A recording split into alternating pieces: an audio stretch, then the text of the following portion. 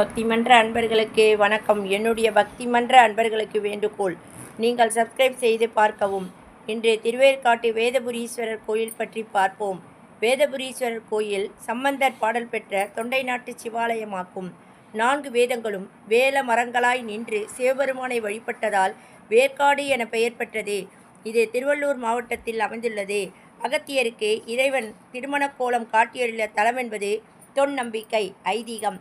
பாடல் பெற்ற தலங்களில் தொண்டை நாட்டு தலங்களில் ஒன்றாகும். மூலவர் வேற்காட்டு நாதர் வேதபுரீஸ்வரர், தாயார் வேர்க்கண்ணி பாலாம்பிகை.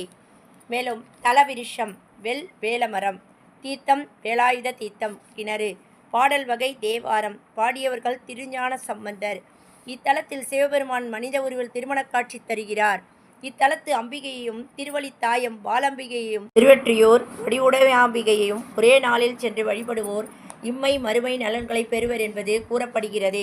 இத்தலத்து வேத தீர்த்தத்தில் ஞாயிறுதோறும் நீராடி இத்தலத்து சிவபெருமானை வழிபட நோய் நீங்கும் என்பது புராணத்தில் கூறப்பட்டுள்ளது.